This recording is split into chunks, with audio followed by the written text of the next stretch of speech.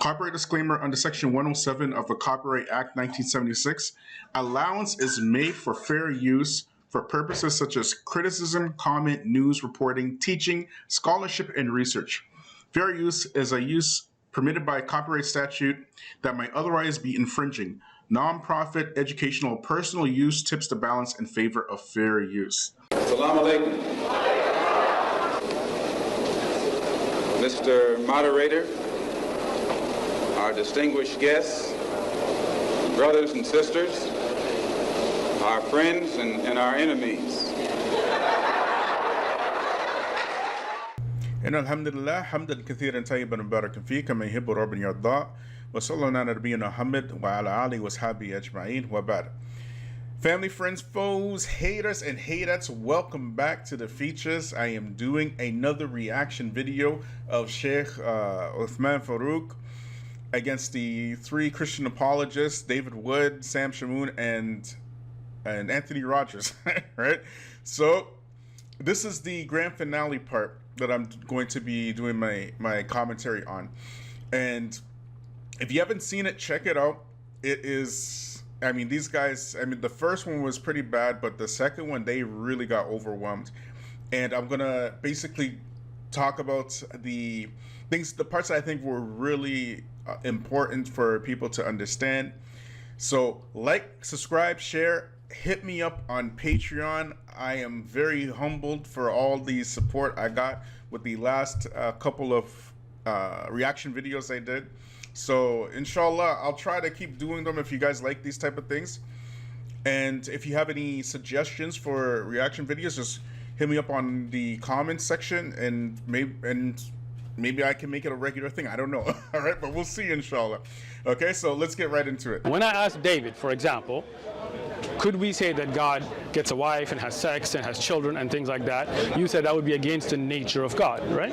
I meant like God just... Yeah, so we're just talking about God. Like, yeah, I'll give you an example, right? And I think it'll clarify this, right? Do you believe God would have sexual intercourse with a woman? I believe God has the power to do that if he wanted to, but he wouldn't want to because of his moral nature. Thank you. I agree with Anthony's answer that if God had decided after the incarnation to do that, then he'd be able to do that sort of thing. Now we're saying God could get married and have sex and have children. I would say if God wanted to do that, and that was part of his eternal plan or something. So let me ask. Okay, so at this point right here, I want you guys to understand that this is something that's very common with Christians, and I'm going to bring it up later, inshallah, right? That the first thing I want to bring up is that you will never, ever find two Christians on the planet Earth that believe exactly the same thing. Never, okay? When it comes to creedal issues, you will never in your life find one Christian that believes exactly the same thing as another issue. Why? It's because of this thing that just happened right here with this contradiction that David Wood just did, right? It's because by the nature of the Trinity doctrine, it's such a confusing thing that they will actually change their core beliefs within minutes, just like what happened here. So this is something that is very common. This is a second point. This is something that is very common when you're making dawah to Christians, that they always change their beliefs right there in front of you in the same conversation while they're speaking. Okay, it's very common. Very, very, very, very common. You understand? So when you're talking to Christians, you have to know what type of Christian that you're talking to. When I say what type, I don't necessarily mean denominational. I mean, like, for example, these three guys, they're apologists. They're the apologist type. So the apologist types, like 99% of them, they hate Islam. They can't stand Islam, right? And their whole goal, as I mentioned before, is to retain Christians. Then you have your evangelist types. Then you have your just your practicing Christian types, and then you have your born again Christian types. Born again Christian types are like, they're kind of like apologists in a sense, right? but they just kind of hate everything except for Christianity, right? There are different types of Christians that you can do. So based upon the type that's in front of you, you're going to tailor the way you make dawah based upon who you're speaking to. You know, you have your regular Christians, you're just kind of like cultural Christians or whatnot. But the apologist types, they're pretty bad. So when you're talking to your apologist types, you have to talk in a manner, just like how the Sheikh is doing right now, that is going to reach their audience. You're talking about that's going to reach their audience, not these guys, because they're not interested in learning at all. Let me ask you a simple question, right? Because let's say a guy comes up to you right now in Balboa Park, right? There's all kinds of religions here, right? And he comes and tells you, hey, God's married to my mom and has sex with her every night, right? For example, right? Would you believe that? You want the answer? Yeah, go ahead. My answer would be this, and I think this is something that we should have been discussing already. Excellent. We believe that we don't know anything about God apart from God's own voluntary revelation of himself. Excellent. So we are all beholden to him, right? Okay. We are dependent on him for life and breath as well as anything we know about him. Right? And anything we know about him that's true is what he's told us. Anything we think we know independently of that is not something we can know to be true. Now, so what I'm getting at is, in the Bible, God revealed himself through the prophets and prepared the world for just what happened in the incarnation. Okay. When it says in Galatians 4, for example, that in the fullness of time God sent forth his son, born of a woman, made under the law, so that he might redeem those who were under the law, right? This is the point of the incarnation. When he says that, this happened in the fullness of time, he's saying that this is the outworking, the culmination, the fulfillment of what had been revealed through the prophets in long ages past. Among those passages that teach that, you have, for example, and I know you've heard some of these, Isaiah 9:6, that he would be the mighty God. Jeremiah 23:6 said that the child that would be born would be Jehovah our righteousness. Malachi 5:2 says that he would be the one whose origins are eternal, right? He has no beginning, no end. He's from of old. So those are the sorts of things that, for me, are necessary in order to adopt this belief, so that when he fulfills these things, I say, okay, that's the one who was announced. This guy popping up out of the middle of nowhere is not showing up in the fullness of time. Okay. He's not fulfilling prior prophecy. Okay. He's not doing the sorts of things that the Old Testament shows God could do. God appeared to Abraham in Genesis 18. God appeared to Moses in Exodus 3, to numerous prophets. In the Christian view, those things were not only not impossible for God, he revealed that these were possibilities and that they would be a future actuality when Jesus became flesh. Okay, so this part right here, I want you to go back to the original question. Do you guys remember the original question? The original question was, if a guy just popped out of the street and said, you know, God is married to my mom and he has sex with her every single night, would you accept it? And look how Anthony Rogers answered that question. You know, he gives this excruciatingly long answer, just long, like, you know, this torturous answer, instead of just answering directly yes or no, because he has to preemptively strike, because he knows that if he says, no, I can't accept that, that right there puts a hole into his argument that Jesus is God. And if he says, yes, I can accept that, then that right there debases and denigrates and it puts God in such a lowly level, right? That it's not befitting of his majesty. So it's a catch-22. So this whole thing, like, you don't even have to go into the details. This is something that they do in order to protect themselves from embarrassment. But like I said before, what ends up happening is that they end up further embarrassing themselves, because instead of just answer, if you were sincere, you would just answer the question directly. Like, what do you really believe? You know what I'm saying? It's not a hard question. Ask any Muslim today. If a guy came in front of your face and said, God is married to my mom and he has sex with her every single night, what do you think the Muslims would say? What do you think the Jews would say? It's only these guys that dance around the answers because their whole belief system is confusing. Anthony, with all due respect, that was just preacher mode. right? No, the question again Exactly. That was preacher mode. is about that possibility. So if somebody comes and tells you that, right, other than saying that it's not in the Bible, right, which obviously it's not because this is post-Bible, would you say conceptually that makes sense, that God comes, got married to his mom, and hits it every night? In principle, I've already answered you saying that the incarnation happened. Okay. God became flesh in the womb of Mary and was born of her. So you're and saying fulfilled the prophetic scriptures. Okay. You're asking me if some guy popped up out of the blue. Yes. I think it would be a natural reaction to that sort of thing if you don't have word from God, century after century, preparing the world for this very event. Gotcha. So when it happens, and then that man, on top of everything else, lives a perfect life. So again, you're avoiding the question. That's not avoiding the question. Bro. This is the logic of Christianity. This is how it That's works. the problem. Well, you think So it's a problem, let me- but you've yet to demonstrate it. You beg the question, but you haven't answered it. Look, it's a very simple question, bro, and you're going all around it, right? The thing is, you know, and I know that, and David knows as well. Are you going to do a Jedi mind trick now? No, you don't okay, see me go here, ahead. right? You know, come on. and You let's know be your heart of honest, hearts. right? Let's be honest. Let's be honest, Ah, right? see? It's a If Jedi some mind dude walks up right now and tells you that, you're gonna be like, you don't know what you're talking about, right? You're gonna tell him God doesn't come and get married to your mom. You're just making this stuff up, right? This is something that is not in scripture. You would go into your whole thing, but you would not believe that because you know that's not the nature of God to be getting a wife here and a wife there and having kids here and half there.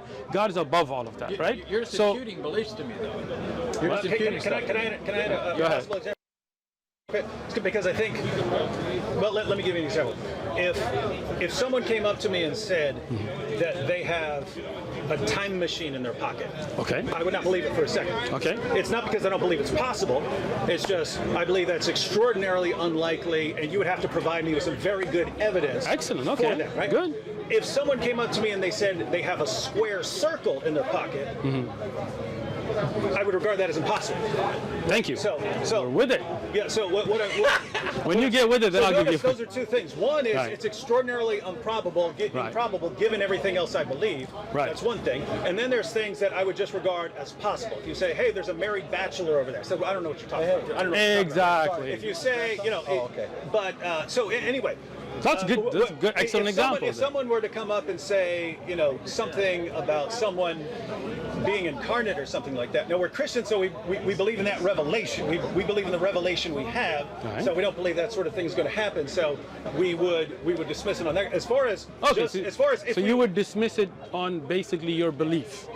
Yeah. Okay. Hold on. But not an Let me respond to. unjustified Come on, bro. unjustified Can I respond to him now, man? Yeah. Okay. Well, I wasn't finished. Okay, go ahead, David. Yeah, Sorry. Don't interrupt. Yes. I'm not. Yeah, so what I'm saying is, in other words, since we're Christians, we believe that God has sent his revelation and there's no more incarnations or anything coming along, right? So we would say, oh, we're Christians, we believe that. But if we weren't Christians and we were just saying, hey, if God has the power to do what he wants, if God wanted to enter creation and do this, our point is we wouldn't say, I reject that because it's an impossibility or a contradiction. We would say, that sounds really far-fetched, so you're going to have to give me some really good evidence. We wouldn't regard it as a contradiction. In other words, Anthony's point, what he was saying about all this background knowledge and prophecies and so on, is he's saying we do have good evidence, and so that's why we would dismiss it. Because if someone just came along and said, "Hi, I'm Jesus. I'm the divine Son of God who entered We get that all the time here, we would yeah. say, "No, what are you talking about, man?" Excellent. Can I speak now, bro? Are you done? All right, thank you, Ken. So that is exactly the point. To me, as a Muslim, and this is what we're discussing here, to me, to say God is a part of the creation in the sense that he is human, that he goes to the bathroom, that he has to go to that he has those human flaws that Jesus would have had as a human being, not moral flaws, right? But we're talking about just physical flaws that we have as humans. To me, it's just like you saying a square circle. To me, I see no difference in that. It's apples and oranges, right? Humans, خُلِقَ الْإِنسَانَ ضَعِيفًا, right? Humans have these weaknesses, right? Even if you take Adam before the fall, right? Obviously, he had some inclination to make a mistake, and that's why he took the He ate from the tree that he shouldn't have, right? So that means by nature, even before the fall, he had that weakness to make that mistake. But Allah doesn't. The Creator does not. The Creator does not cry out and say, my God, my God. See, this is a human attribute where you are calling out to your Creator, right? Now, if the Creator is God himself, he doesn't call out to himself. He doesn't say, my God. Like you never see the Father in the Bible saying, my God, right? David? Okay, so this point right here,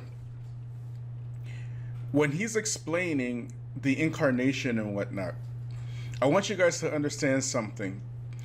This exemplifies the great importance of understanding creedal issues, Aqidah. Why is it so important, right? Why do you need to understand who Allah is, and who God is, who God isn't? Especially in our times. As you guys all know, we're approaching the last days.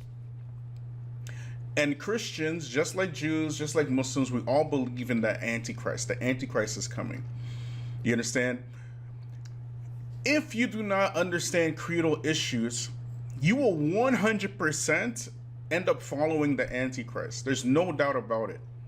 When you start saying that God can be a human being and God can incarnate and whatnot, do you understand how many people have already made this claim? Majority from the Christian side of people. Vast majority. And here are 10 stories of people who are, or claim to be, Jesus reincarnated. Number 10. In Australia, 54-year-old Alan John Miller claims to be Jesus Christ. Actually, he was just plain old Alan John Miller until sometime in 2003, when he had a flood of memories pour into his brain that convinced him he was the savior. Number 9. Back in 1979, in Brasilia, Brazil, Alvaro Thies started fasting. During that time, he said, he received a divine message through a voice in his head. He then gave up his name and took on a new one, Inri Christo. The Inri, I-N-R-I, is the Roman inscription above Jesus' head on the cross in many illustrations. It stands for Jesus Nazarenus Rex Ludeorum, and that would be Jesus, starting with an I. He is now often pulled through the area on a cart with a cross by his 12 disciples, 3 men and 9 women, and they all live in a compound surrounded by barbed wire and an electric fence. He's renamed the city of Brasilia, New Jerusalem. Number 8. In a small village in Siberia, Sergei Torop walks among his followers. The bearded man, with long flowing hair, walks in a long white gown, looking every bit the part of the Son of God, as we all perceive from illustrations. Except when you look at his feet and see that he's wearing socks with his sandals. Number 7. Back in Australia, another man claims to be Jesus, and even says that his face is a carbon copy of what is believed to be Jesus' face in the Shroud of Turin. Brian Marshall is about 73 now, and because of what he claims, the resemblance in the shroud, he's convinced he's Jesus. He said he even got a letter from Pope Benedict referring to him as Jesus Christ reincarnated. He has recorded hundreds of videos where he preaches to his followers in a Hawaiian shirt. Number 6. Pastor Apollo Quibeloy is possibly the most successful of the self-labeled saviors of the world. He said he realized he was Jesus on April 13th of 2005. Before that, he was just a regular run-of-the-mill evangelist in the Philippines. Then, that April day, he said God appointed him Christ on earth. He preaches that he is the model of Christianity, and if more and more people follow him and do as he does, the world will gradually turn back into the Garden of Eden. His followers number around 6 million with the help of satellite TV. Number 5. In London, David Shaler says he's the true Lord of Lords, but no one believes him. Says Shaler, that doesn't bother me because I was chosen by God. Shaler is a former British intelligence agent who said that one day in 2007, his body was filled with the spirit of Jesus. Since he has no support from others, he lives in a squatter's camp just outside the city. Number 4. In South Africa, Moses Hongwang proclaims himself to be the black reincarnation of Jesus Christ. He says he's immortal and can cure the lame and the blind, and even resurrect the dead. He has his share of followers who believe in him wholeheartedly, like Paul Sibia, a man well into his 80s who left his wife to be close to Moses. The elderly man gives his entire pension every month to the man he believes is Jesus. Number 3. In Tokyo, Jesus Matioski tells those who do not follow him to go ahead and take their own lives and be met with hellfire. He has also run a campaign to be elected to a seat in the House of Councilors. He lost. His goal in being elected, he said, was to bring about the end of days through democratic political process. Number 2. In Kitwe, Zambia, a man started walking around the city preaching and claiming he was Jesus Christ. Mupede Kishimba said he wanted to put an end to the political government, and no one could stop him because he had divine powers. Many people gathered to listen to him. Then, they ran at him and beat him. This was in 2013, and he hasn't been heard from since. And finally, number 1. Well, it's one thing to say you're Jesus. It's a whole nother thing when you kick it up a notch and say you're God. Jose de Jesus is one such person, or God. He says he learned he was God when angels visited him in a dream. He said, "The prophets, they spoke about me. It took me time to learn that, but I am what they were expecting, what they have been expecting for 2,000 years." He has many followers and earns about $140,000 a year. He wears a diamond-encrusted Rolex and travels around in a Lexus or a BMW. Simple gifts from his followers, he says. And he has a very interesting tattoo on one of his arms. It's the numbers 666. He explains that the number represents the Antichrist, but that the Antichrist is the best person in the world, because it's him. And these are just some of the modern people who claim to be Jesus, right? There are so many of them. Some of them are extremely infamous, like Sun Myung Moon from Korea, who started Unification Church, like Jim Jones. That phrase, "they drank the Kool-Aid," comes directly from him, right? If you don't know who he is, go research him. Like Rasputin from Russia, who is credibly alleged able to heal people with his hands. Like John Smith, the founder of the Mormon Church, and on and on and on and on and on, right? So many people claim to be the second coming of Christ, right? The thing that they all have in common is that they're articulate, very good speakers. None of them have any miracles except for Rasputin, who was credibly alleged able to heal people with his hands. But if you don't understand creedal issues, then of course you're going to be confused by other human beings. Of course, if God can be a human being, then any human being can come around now and claim to be God, which is what the Sheikh was getting at. You understand? The Sheikh was getting at this particular point because it's already happened before. Many times it's happened before. You already accept God can be a human being, so you can accept it again. And there's really nothing stopping you from doing that, which is why it's extremely important to understand who God really is, his attributes, his essence, where he is, you know, what he revealed. These are the important things, because when the Antichrist comes and he starts performing all his insane miracles in front of the people, and you don't know who God is, you'll be the first ones to follow him. Well, let him. I asked David, bro. Anthony, David. Is your name David? I said right, David. So when we were talking, he was just. Oh, he made a point, so I was responding to his point. But you're gonna. He made a good point. I agree with you. All right. I'll take that as a response to me. Well, I was going to jump in with that. Another example. Okay. Go ahead. Oh yeah. So something that I don't know your beliefs about the Quran, and I'm not changing subject. Did you get my question though? Yeah, I've got it Okay. for like the last. No, I just asked you a question right now. Yeah, it wouldn't make sense for the Father to cry out, my God, right? Why? No. Apart from becoming incarnate. Yeah, apart from becoming. No, I'm saying for the Father. Yeah. Right. Do you ever see the Father saying, "My God"? He refers to the Son. Can I speak? Man, David, you got like a king to us or something? Like you pull strings? Why are you so afraid to hear I'm a couple not. people? I will talk to you. It's not like I'm going to let you talk too. I'm going to let him talk first, and then I'll talk to you. I've been talking to you this whole time. So the question, David, is: do you ever find the Father saying, "My God"? He calls Jesus God. My God? No, if you're talking about Jesus crying out, "My God," you say no. The Father doesn't do that, right? Okay. We don't believe. Gotcha. So the Father, then this is the nature of the Creator. He doesn't call out. He is the one you call out to. That's the nature of God. And the nature of humans is we have weaknesses, so we call out to our Creator. Right? This is the exact point you're missing. Right? Humans have those shortcomings, those needs, those necessities that the Creator doesn't. So the Creator doesn't call out and says, my God, why have you forsaken me? But a human would. Yeah, and so this, yeah, He was human. Yeah, and so. But he was God, you're I saying. just wanted. He became flesh. But he was completely God. You don't realize you're begging the question. No. Yeah, I'm making a very clear distinction. So, Go ahead. So I don't know exactly what you believe about the Quran and the speech. I believe in the Quran, the Kalam Allah. Yeah. But lots of Muslims tell me that Allah's speech is eternal, co-eternal with Allah. Sure. And this isn't. I'm not changing the subject here. This is an example. This is an example of what we're talking about. I'm listening. So, if the Quran is Allah's eternal speech, then if you were to say, hey, does it make sense does the Quran have a beginning? Something like that. I would say, no, if it's eternal, then it has no beginning. You're right. if you said, can it be corrupted? I would say, no, it's divine. It can't be corrupted, right? So if you were to ask these kinds of questions, I would say, as far as the eternal speech of Allah or an attribute of God, I would say those kinds of things, it doesn't make sense to raise those kinds of questions, right? But if you were to say to me that we have a physical Quran, right? Excellent. This doesn't have the Arabic in it, but assuming this had the Arabic in it, that we have a physical copy of the Quran.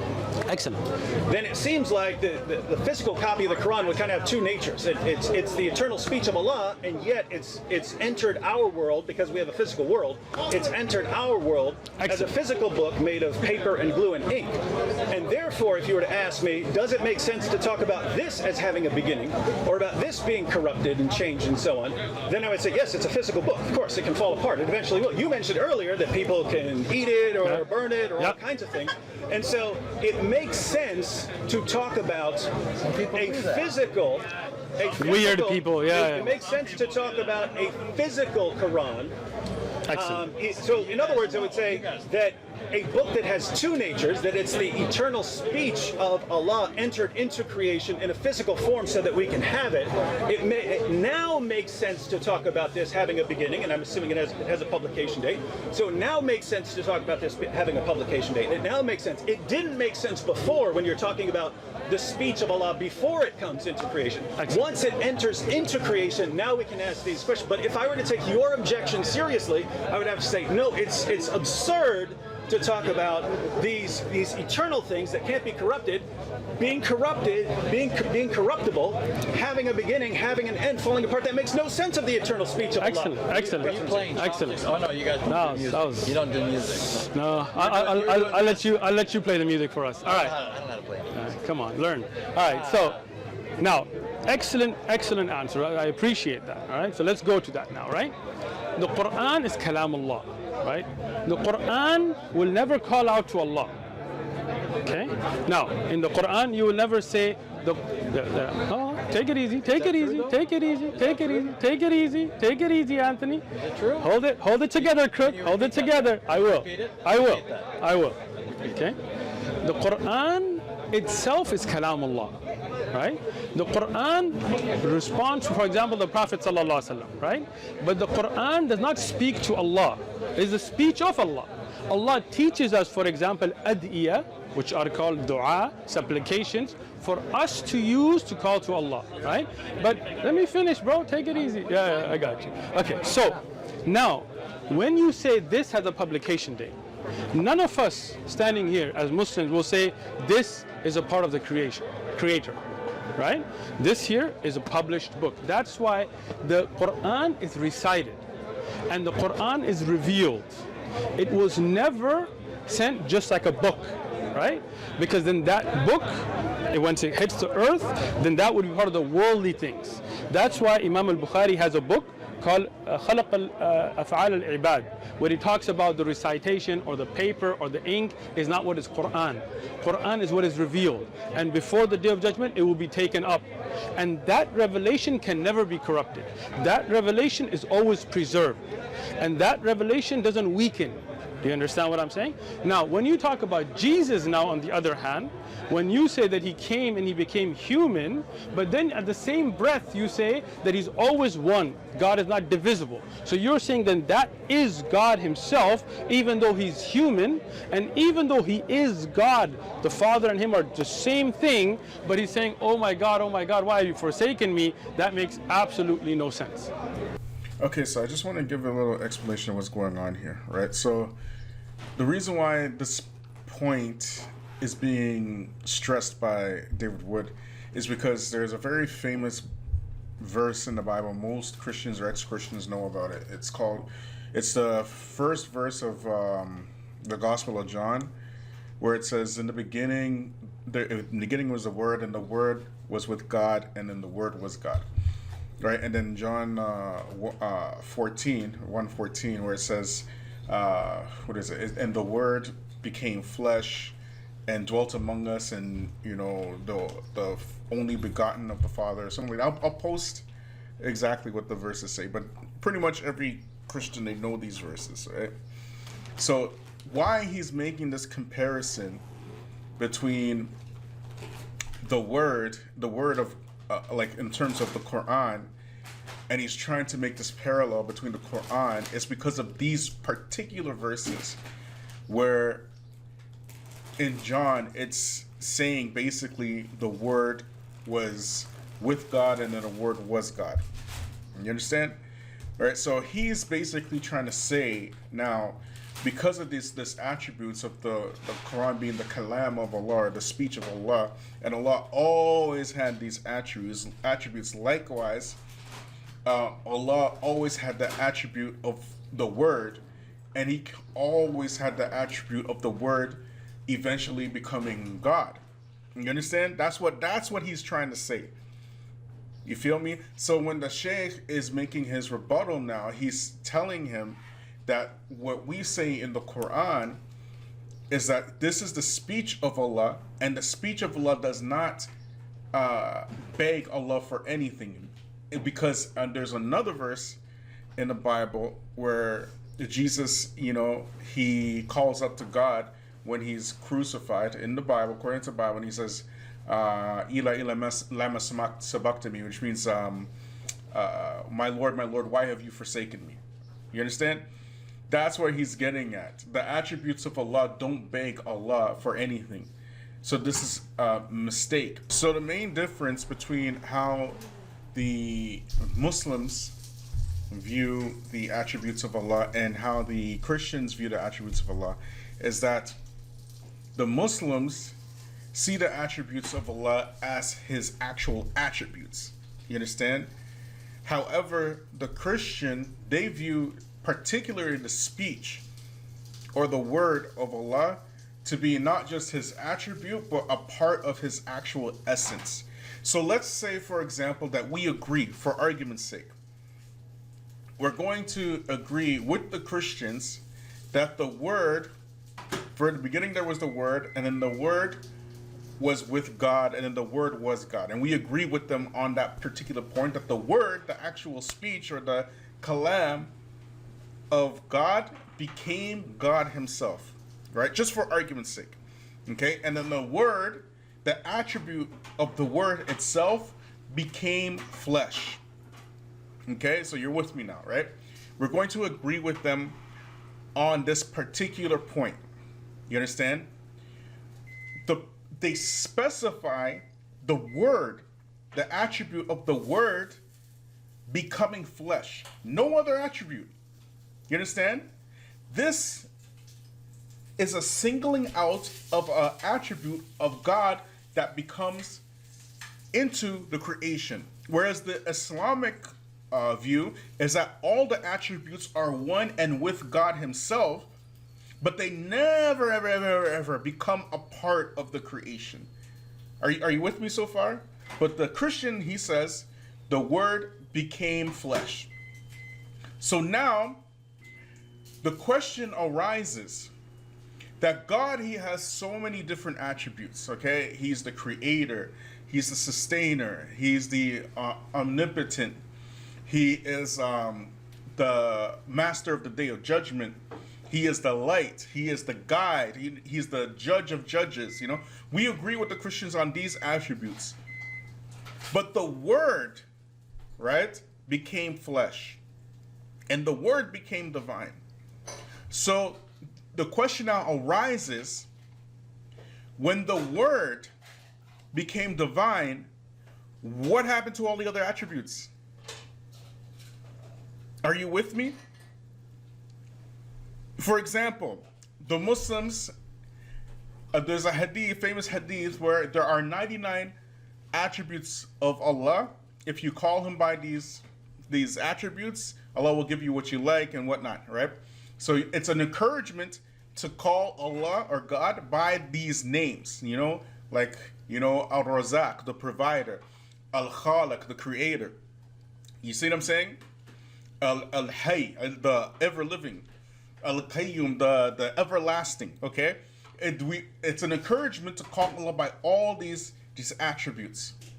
So let's, for argument's sake, say that Allah has 99 attributes, and one of those attributes now becomes a part of the creation. Is that creation all of God now from one attribute? From one attribute. You understand? So what you have done is that you've now made this one whole eternal God deficient from one attribute and placed it into the creation, and that creation now is missing all the other attributes. You understand what I'm saying? It's missing all the other attributes because now you separated the attribute from God himself.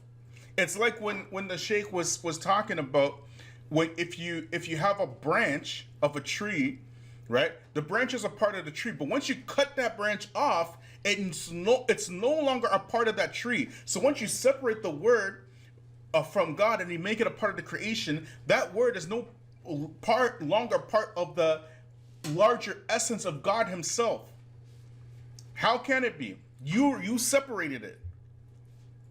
You understand? So this is causing deficiency in the actual oneness of God, that you claim that he's eternally one, he's eternally, all these attributes are with him, and like this, you actually taken out one of the attributes and made him deficient in that attribute. And not only that, but Shaykh al-Islam ibn Taymiyyah, he made a point about this, right, in his book Jawab al-Sahih, where he's answering the Christians, and he says that if you put milk inside of water, it's not all milk and it's not all water. You understand? It's not pure. So and likewise, when you take this attribute and you put it inside of the creation, it no longer becomes the pure creator. Hello? This is the point that the Sheikh is trying to make. That's why he's saying it does not make sense.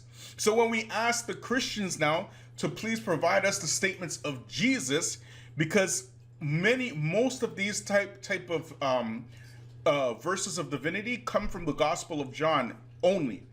You understand? You don't find Matthew, Mark, or Luke making these claims of divinity about Jesus. It's just John, only John, right? So we're asking, well, what does Jesus say? Because Jesus didn't say these type of things, right? They can't provide it, right? And that's where, reasoning leaves the building. You understand? Because they want to stick with these beliefs, and there's just a desire to kind of force believe that this is the truth. Feeling and becoming separate, right? The sifat of Allah never have weaknesses. You can burn the written copy because that's not the Quran. The Quran is what is recited. It cannot be corrupted. Somebody can make a mistake in their reading, but their reading is not the sifat of Allah. Now Jesus saying my God Jesus' human nature is not part of his divine essence. Okay, so that's the confusing part here, because you're saying that the soul is a part of me. Without the soul, I can't exist. Right? That you So are your soul. you are. Thank you. So if you are your soul, and then Jesus is his soul, and you're saying that's God. So for God to be now saying my God makes that doesn't make sense. No. But you misunderstood me. Okay. Christ has both a human soul and a human body, and his divine nature. Man is so both Christ body and is soul. three things now. No, well, this is classic Christianity. This is excellent. If you're just learning this, I'm just learning it from you Okay, good. because you're such a good explainer. This is classic Chalcedonian. You've Excellent. heard of Chalcedon, right? I have. Chalcedon was a Christian creed, 451. The classic Chalcedonian statement is just like man is body and soul, God and man is one Christ. Okay, let me just ask that. Let me just ask, because I want to understand that. Let me just okay. So Christ, according to you, he was human. He had a soul. Real body and soul. And he was God. That's three things in Christ. So he has all the attributes of humanity, body and soul, and he has a divine nature. So that's what I just said, right? So human nature and divine nature. So he has a soul. Absolutely. When was his soul created? So again, the soul of Christ, Anthony. it's human. Okay, so when was his human soul created? Christ became man when he became incarnate. So the soul, it's a very simple question. It's okay, Abdurrahim. Nobody else can. Go ahead. Yeah. When was his soul created? the soul of Christ. I'm saying that the humanity of Christ, body and soul, Yes. starts at the point of conception, the virgin birth. Okay. Can you give me any reference to the Bible about when the soul of Jesus was created, as you just gave that answer, but about the soul? So the Bible teaches that man's soul is formed along with his body. It's formed within him. Okay, So Psalm 139, Okay. among others, talks about the fact that God knits people together in their mother's womb. This is, from the Christian perspective, the time when man himself comes into existence. So Jesus came into existence as a man. His human, Okay. yeah, his So, human nature. so Jesus' soul. Zechariah 12:10 also makes, or 12:1. Those are not about Jesus, right? Those are general. Those are about Human you beings. asked about souls and bodies. I asked you about Jesus' soul right? particularly. So, just like you reasoned earlier, Okay. from the general to the particular, I'm with all you. I'm saying is, So you're saying the general rules about humanity are why you're taking the fact in your mind Because in that this Jesus' soul came in. So Jesus had Because no it- soul until he was in the womb of Mary. he had no human soul until he was Gotcha. in the womb. And when he came in the womb of Mary, his soul came into creation. So yeah, his body and soul originate at that Gotcha. time. And his body. And And his when he body. died, according to you on the cross, where did his soul go? His body died, his soul remained united to his divine nature, Okay. and he ascended into heaven. So before that time, there was no soul, but there was Jesus. Before and what then time? before Jesus was born, Yeah, he had no soul. right. So then God increased the soul of Jesus later. That's what you just said. That's not at all what I said. Okay, let me repeat it again. That's not all what I said. Let me say what I said, and you can correct me. Anthony, we got this. Okay. Just did, but So you got the laugh track over here. It wasn't even what I said. people laugh. It's okay. So but it wasn't good. now, when you said that Jesus had no soul before his human conception, Mm-hmm. right? So there was Jesus, part of God. There was God himself, and then the Holy Ghost. We're not even going to go there. Okay. Then Jesus came to the womb of Mary, and a soul was created. They didn't exist before. Then you're saying no? You're saying no? Or? He's not saying anything. Okay, I'm sorry. I thought you were shaking your head. Okay, so then Jesus was born with a human soul and a human body and a godly nature, 3 components. Then he goes on a cross and he dies, and his body dies. His soul now, that was newly created, now becomes a part of God. No. No? That's not That's even close to exactly what you said. Well, okay, tell me not what you said exactly then. what I Tell me said. what you said And then. just like you said to me earlier, not putting words in your mouth. I'm not. I Now you really. accept from me, I didn't say anything like that. Right? I got it. You guys got it on video, but Yeah, go ahead. We got it on video. Good. Say, Yeah. Tell me again. What I told you, you Okay. said his soul increased, and I never said anything along those lines either. Mm-hmm. What I said is very clear, and this is just classic Christian theology. Mm-hmm. Right? Chalcedon is just solidifying what was always taught by Christians. At Chalcedon, it says that Christ took on a true human nature. Human nature is a body-soul entity. Right? Man is an ensouled being, an embodied soul. Okay? So when Christ takes on a human nature, he takes into union with himself a full human nature, body and soul. When the body dies, the soul doesn't cease to exist. And so when Christ died physically, his soul didn't cease to exist. Neither did it separate the union that had already been established at the incarnation between Christ as a divine person and that human soul. They're still fundamentally united. The soul doesn't become a part of the Godhead, but it still remains a human soul. Okay. It never becomes a part of the divine nature. So, Okay, family, so let's break this part down here. So I did mention before that with Christians, a couple of things. You'll never find 2 Christians that believe exactly the same thing. That's impossible.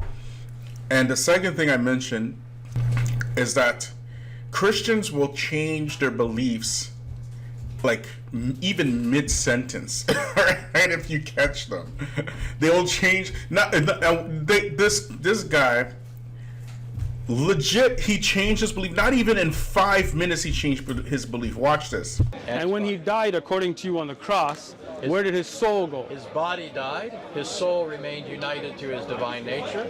They're still fundamentally united. The soul doesn't become a part of the Godhead, but it still remains a human soul. Okay. It never becomes a part of the divine nature. So his soul remained united to his divine nature. Okay. It never becomes a part of the divine nature. So